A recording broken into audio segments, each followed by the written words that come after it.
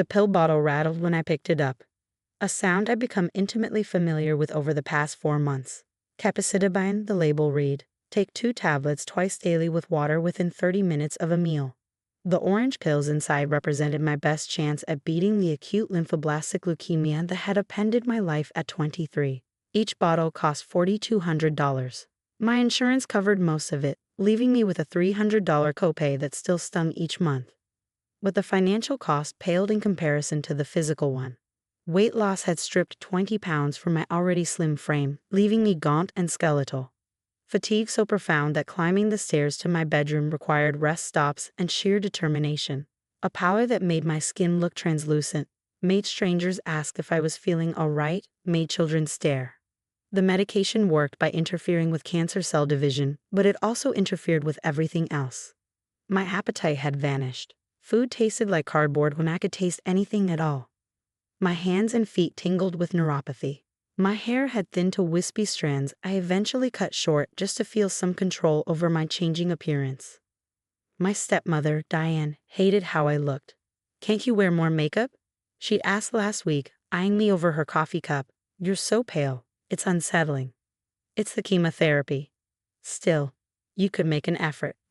I'd moved back home after my diagnosis, partially because my father insisted, and partially because living alone during intensive treatment seemed unwise. Dad had remarried 3 years ago, and Diane had tolerated my presence until I got sick. Now my illness inconvenienced her carefully curated image of domestic perfection. The party had been planned for months, a fundraiser for the local arts council hosted at our home, with a guest list that read like a who's who of the city's social elite. Diane had spent weeks preparing, her anxiety and excitement building with each passing day. Professional caterers hired from the city's best restaurant, a string quartet flown in from Seattle, flowers shipped from Portland because the local florist wasn't sophisticated enough, 3 fittings for a designer dress that cost more than my car payment. She'd show me the seating chart, the menu cards with their calligraphy, the custom cocktail napkins with the event logo. Every detail had been agonized over, refined, perfected. This party was her debut into a social circle she'd been courting since marrying my father. The right impression here could mean invitations to boards, committees, the inner sanctum of the city's philanthropic elite. And I, with my sickly appearance and prescription bottles, was a liability she couldn't afford. "I need you to stay in your room during the party," she announced on Thursday morning, 3 days before the event. I looked up from my oatmeal, the only food I could reliably keep down lately. "What?" "The party. Saturday night. I need you upstairs, out of sight. It's my house too. It's your father's house, and I'm asking you, as a favor, not to be visible when my guests arrive. You understand why?" I understood. I looked sick because I was sick, and sick people didn't fit Diane's aesthetic. "I'll stay in my room," I said quietly. Saturday arrived with clear skies and perfect weather. Diane spent the day in a controlled frenzy of last-minute preparations. Flowers arranged and rearranged, table settings adjusted, lighting tested. I spent the day in my room, timing my medication schedule. 2 pills at 8 in the morning with toast. 2 more at 8 in the evening with soup. Missing doses wasn't an option. My oncologist had been clear about that. The medication worked by maintaining consistent levels in my bloodstream, skipped doses, and the treatment's efficacy dropped significantly. At 6 in the evening, Diane knocked on my door. She wore a silver cocktail dress that probably cost more than my monthly medication. Her hair and makeup were flawless. "I need you to give me your pills," she said. I stared at her. "What?" "Your medication, the bottles in the bathroom. Give them to me. I need to take my evening dose in 2 hours. You can skip one night. I don't want pill bottles visible anywhere in this house. My friend Patricia is very observant, and if she sees prescription bottles, she'll ask questions." "Diane, I can't skip doses. It's chemotherapy." "One night won't kill you. Don't be dramatic." She held out her hand expectantly. "No." Her expression hardened. "Excuse me." I said no. "I'm not giving you my medication. I need it. This is my party in my home, and I am not having it ruined because you insist on looking sick and leaving your pills lying around like some kind of pharmacy. Give me the bottles, now." "Where's Dad?" "Your father is downstairs helping with the wine selection. Don't involve him in this. Just cooperate for once." She pushed past me into the bathroom. I heard the medicine cabinet open, heard bottles rattling. I grabbed my phone and started recording as I walked to the bathroom doorway. Diane stood at the sink, my 3 bottles of capecitabine in her hands. Each contained a 30-day supply, 3 months of treatment, representing over $12,000 in medication. Put those down, I said, phone raised. She saw the camera and her jaw tightened. Turn that off. Put my medication down first. Instead, she twisted the cap off the first bottle and turned it upside down over the toilet. Orange pills tumbled into the water, dozens of them. Months of treatment disappearing in seconds. Stop. I moved forward, but she blocked me with her body. You make me look sick at my own party, she said, opening the second bottle. I've worked too hard for this night to have you ruin it. More pills hit the water. The second bottle emptied, then the third. She flushed twice. The pills swirled and vanished. There, she said, setting the empty bottles on the counter. Problem solved. Now you have no reason to come downstairs. I was shaking, phone still recording. You just destroyed 3 months of chemotherapy. I destroyed some pills. You can get more on Monday. Stop being dramatic and stay in your room. She left, closing the door behind her. I heard her heels clicking down the stairs, the string quartet start playing, and the doorbell ring as the first guests arrived. I sat on the bathroom floor and documented everything. Photographed the empty bottles with their prescription labels clearly visible, photographed the timestamp, and recorded a voice memo describing exactly what had happened, my voice surprisingly steady. Then I called my oncologist's emergency line. Dr. Williams called back within 20 minutes. What's wrong? My stepmother just flushed my entire medication supply down the toilet. All 3 bottles. Silence. Then, carefully, all of it. Every pill. I have it on video. You need to go to the emergency room tonight. Missing even 2 doses of your current protocol could be dangerous. I'll call ahead and authorize an emergency supply. The ER visit lasted 4 hours. They examined me, drew blood, and consulted with Dr. Williams remotely. The pharmacist on duty managed to fill a 7-day emergency supply, enough to bridge me until Monday, when I could deal with insurance. The bill was $2,800. Monday morning, I called my insurance company and explained that I needed my prescriptions refilled 3 weeks early because the original supply had been destroyed. Destroyed how? The representative asked. Intentionally. By a family member.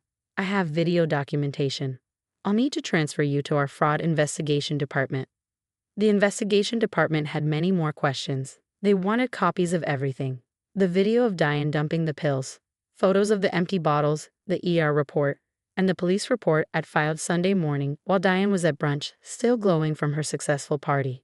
An investigator named James Mitchell was assigned to my case. He called Wednesday afternoon, his voice professional but with an undercurrent of what sounded like controlled anger. I've reviewed your documentation, he said. This is pretty clear-cut. Your stepmother destroyed over $12,000 worth of medication that our company paid for. That's insurance fraud. But it's more than that. It's medical endangerment. It's interference with life-saving treatment. I just need my medication replaced. We'll replace it. Already approved. You can pick it up today. But we're also pursuing damages. Your stepmother's actions forced you to seek emergency care, caused you to miss critical doses of life-saving medication, and cost both you and our company significant money. More importantly, she put your life at risk over party aesthetics. We take this very seriously. What happens now? Full investigation. I'll interview all parties involved, review all evidence, and document everything. Then we determine liability and pursue damages through our legal team. This isn't just about reimbursement. This is about accountability. He interviewed me first, recording everything in his office downtown. He asked me to walk through the entire incident chronologically, starting from when Diane first asked me to stay in my room. He reviewed my video frame by frame, noting timestamps, her words, and the visible prescription labels on the bottles. He examined the photos I'd taken, read through the ER report line by line, and consulted with Dr. Williams about the medical implications of missed doses. Your oncologist states that missing even 48 hours of this medication could significantly impact treatment efficacy. He said, reading from his notes, that you're at a critical stage where consistency is paramount. Is that your understanding as well? Yes. Dr. Williams was very clear about that from the beginning. Then he interviewed Diane. I wasn't present for that conversation, but Dad told me about it later, his voice heavy with something between shame and exhaustion. She had been confident at first, he said, dismissive of the entire investigation. Just a misunderstanding between stepmother and stepdaughter. I was exaggerating, being dramatic, making a situation out of nothing. The pills were probably expired anyway. She'd done everyone a favor by disposing of outdated medication. Then James showed her the video. She tried several different approaches, Dad said. First, she claimed it was taken out of context, that the camera hadn't captured the full conversation, that I'd given her permission to dispose of the medication. When James pointed out that permission didn't explain my immediate trip to the emergency room, she shifted tactics. She said I'd been looking for a reason to cause trouble, had set the whole thing up because I resented her, had staged the destruction myself for sympathy. James asked her to explain why, if I'd given permission or staged anything, I'd immediately gone to the emergency room for replacement medication at significant personal cost. Why I'd filed a police report within 24 hours. Why my oncologist had documented medical necessity for immediate replacement and expressed serious concern about missed doses. Why the video clearly showed her stating that I made her look sick at her party. She couldn't answer any of it. The confidence crumbled. She'd asked for a lawyer. The determination took 2 weeks. James called me on a Friday afternoon. We've completed our investigation. Your stepmother is liable for willful destruction of covered medication, interference with medical treatment, and the resulting emergency care costs. Our legal team has calculated damages. How much? Replacement medication, $4,200. Emergency room visit and temporary supply, $2,800. Pain and suffering from missed doses and medical endangerment, $20,000. Punitive damages for intentional destruction, $25,000. Total of $52,000. I couldn't speak. Our company is pursuing $4,200 for the medication replacement directly. The remaining $48,000 is being pursued on your behalf for personal damages. You have the option to accept a settlement or take it to civil court. A settlement?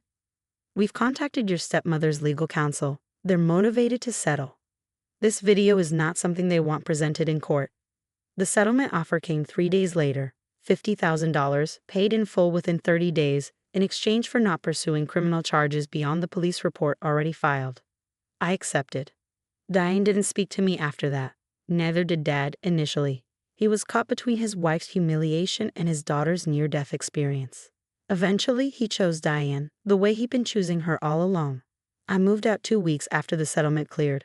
I found a small apartment near the hospital, close to my oncologist's office. I furnished it with money from the settlement. I set up automatic pill reminders on my phone, backup alarms, and a locked cabinet for my medication. The treatment continued. 6 more months of pills, taken religiously, twice daily, never missed. The leukemia responded. My counts improved. Dr. Williams used words like remission and recovery. Diane's party had been a success, by all accounts. Her friends had been impressed. Her social standing had been elevated. She posted photos on social media, perfectly staged shots of elegance and refinement. She deleted them all after the settlement went public. After her friends learned she destroyed her stepdaughter's cancer medication over party aesthetics. After the whisper network of social circles she'd worked so hard to infiltrate learned what she'd done. Turns out flushing chemotherapy pills down the toilet to maintain appearances doesn't play well among the charity fundraiser crowd. I saw her once after I moved out at a grocery store 6 months later. She looked older, harder, turned away when she saw me. I let her go.